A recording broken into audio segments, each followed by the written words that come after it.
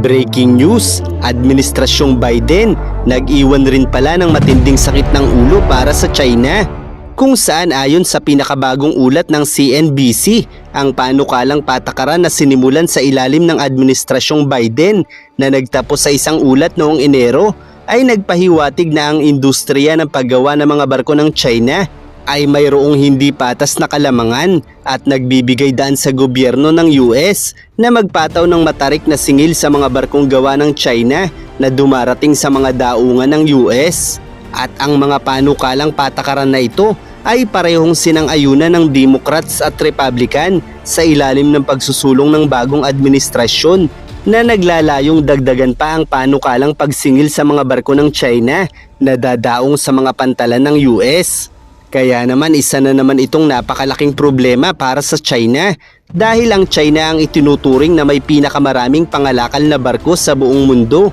kung saan ay napakarami nito sa iba't ibang pantalan ng mga Amerikano dahil bukod sa produkto ng China ay nagkakarga rin ito ng iba't ibang produkto mula sa iba't ibang panig ng mundo na dinadala rin nila sa pantalan ng mga Amerikano at simula sa buwan ng Oktubre ay kakailanganin na umanong magbayad ng $50 kada net ton para sa bawat barkong dumarating na pag-aari ng China kung saan ang net ton o net registered tonnage ay tumutukoy sa kapasidad na kayang dalhin ng barko. Kaya't kung 100,000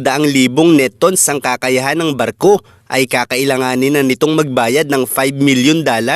para sa mga Amerikano. At dahil sa dami ng barko ng China ay maaaring kumita ang US ng milyon-milyong dolyar para sa bago nilang polisiya. At kung mababawasan naman ang mga delivery ng China patungo sa US ay mangangahulugang lalakas naman ang shipping company ng US dahil ang kanilang mga barko naman ay magiging pinakamainam na gamitin ng bawat bansa sa mundo para makaiwas sa dagdag na buwis na bagong polisiya ng mga Amerikano. Habang ang Pilipinas naman ay hindi maaapektuhan nito dahil ang mga barkong pangalakal sa Pilipinas ay karaniwang nagbabagsak lamang ng produkto patungong Singapore at sa ilang daungan sa Asya kung saan ito ay kinukuha ng mas malalaking barko kung ito ay kakailanganing dalhin sa Amerika o Europa. Kaya naman sa paraang ito ay mas lalong magmamahal na ang produkto ng mga Chino lalo pa at may matataas ding taripang ipinataw ang US dito. Kaya naman pilit naghahabol ang China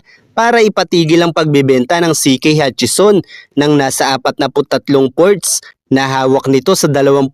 bansa sa buong mundo dahil kung tuluyan na itong mapapasa kamay ng BlackRock sa tulong ng US government ay maaaring magbayad na rin ang mga barko ng China sa 43 daungan na ito para sa pagdaong ng kanilang mga barko. Kaya naman bagamat hindi agarang tumutol ang China nang unang mapabalitang nagkasundo na ang CK Hutchison at BlackRock sa pagbebenta ng Panama, kabilang na ang 43 ports na pag-aari nito sa 23 bansa. Ngayon naman ay naghahabol na sila upang hindi tuluyang mapasakamay ng impluwensya ng Amerika. Kaya't kinain ng China ang sinabi nila noon na hindi sila nakikialam sa Panama Canal pero mapipigilan pa nga kaya ito ng China. Gayong malinaw na para sa lahat na kung sino man ang nagmamay-ari ng CK Hutchison ay maaari lamang din malugi ang kanilang kumpanya dahil sa samut-saring countermeasure na ginagawa ng US para labanan ang pag-e-export at shipping company na may impluwensya ng China. Ito ang masakit na katotohanan para sa mga komunista dahil sa kabila ng kanilang mabilis na pag-angat sa larangan ng ekonomiya, militarisasyon at politika ay tila nilamon na rin sila ng sistema kung saan ay malinaw na hinahangad pa nilang higitan ang impluwensya ng Amerika. Dahil bukod sa pagdomina ng ekonomiya ng napakaraming bansa sa buong mundo, ay patuloy rin ito sa pag-aangkin ng mga teritoryo, isang malinaw ng paghahanda para sa hinaharap upang tapatan ang puwersa ng mga Amerikano. Subalit sa kasamaang palad para sa kanila ay isang Donald Trump nang muli ang namumuno sa Amerika kung saan ang iniidolo nito ay ang dating Pangulo ng US na naging agresibo rin noon sa paggamit ng taripa at ang Pangulo ng kanyang panahon na naglunsad ng digmaan sa Espanya, Puerto Rico, Hawaii, Guam, kabilang na ang Pilipinas. Kaya naman naging napakamakapangyarihan ng Estados Unidos noong mga panahong ito Kaya't kung siya ang sinasabi ni Trump na naging inspirasyon niya sa paggamit ng taripa laban sa China, ay maaaring gayahin din ni Trump ang ginawa ni McKinley noon na magdeklara ng digmaan sa mga bansang kumakalaban sa kanila. Gayunpaman sa kasalukuyang tensyon sa pagitan ng US at China, ay tila nga hindi nakakailanganin pa ng US na maglunsad ng digmaan laban sa kanila. At malabo na ring muling sakupin ng US ang Pilipinas gaya ng ginawa ni McKinley noon dahil kapanalig na ng Pilipinas ang US kontra China sa ngayon. Kaya't kung muling lilikha ng digmaan ng US gaya ng ginawa noon ni McKinley, ay maaaring China naman ang mapuruhan sa pagkakataong ito, kabilang na ang ilang mga bansa na humahalik sa paa ng komunistang partido. Kaya't walang ibang makabubuti para sa China sa panahong ito kundi ang tanggapin ang iniaalok ni Trump na makipagkasundo na lamang sila sa US, kung saan ay una nang sinabi noon ni Trump sa China na nais nitong mamili ang China ng mas maraming produkto sa US upang mabawasan ang trade deficit nila. Subalit dahil ayaw makinig ng China, ay naisip ni Trump na daanin ang pagbawi ng kanilang trade deficit sa pamamagitan ng mga taripa. At bago pa man magpataw si Trump ng mga taripa,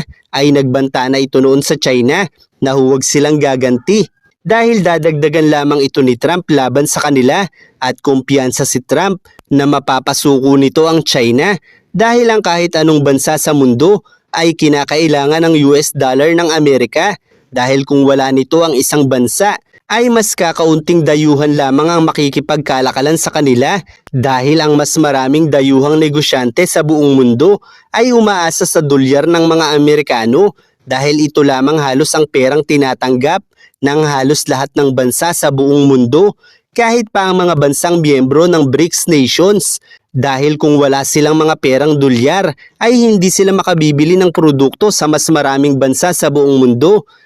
Ang pag-iwas ng BRICS nations sa paggamit ng dolyar ay nakatutulong lamang sa kanila upang hindi na maglabas-pasok sa kanilang bansa ang mga US dollar reserve nila, kung saan sa ganitong paraan ay naiiwasan nila ang mabilis na pagbabawas ng dollar reserve sa mga bansa nila. Kaya't sa madaling salita ay napakahalaga pa rin ng dolyar para sa kanila, kung kaya tutol ang India na lumikha ng panibagong currency sa kalakalan nila, habang ang China naman ay nagbebenta na ng US Treasury bond nila dahil nauubusan na sila ng aktwal na dolyar para makapag-import ng produkto mula sa iba, dahil halos hindi na namimili ng produkto sa China ang mga negosyante mula sa Amerika dahil sa ipinataw na mataas na taripa ni Trump sa produkto nila. Habang ang South Africa naman ay nananawagan sa mga foreign investors sa bansa nila dahil maraming dayuhang kumpanya na ang lumayas sa kanila, kaya't mas kakaunti na rin ang dolyar na nagagamit nila para bumili ng produkto mula sa iba. At kahit pa ang Russia ay hindi malabong gumagamit ng US dollar para makapag-angkat ng produkto mula sa black market, kung saan dahil illegal o lihim ang merkadong ito ay natural lamang na US dollar ang kabayarang hinihingi dito, kung kaya't patuloy nakabibili ng palihim ang Russia ng mga produktong kinakailangan nila mula sa iba, partikular na sa mga produktong ginagamit nito sa paglikha ng mga sandata, habang ang Brazil naman ay patuloy na namimili ng mas maraming produkto mula sa US kaysa sa ibinebenta nila. Ganito kalakas ang impluwensya ng US dollar kahit pa sa mga pangunahing miyembro ng BRICS nations, kaya't halos imposibleng mapabagsak ng alyansang ito ang dolyar ng mga Amerikano, at napakalabo ring manaig ang China sa trade war nito laban sa Amerika.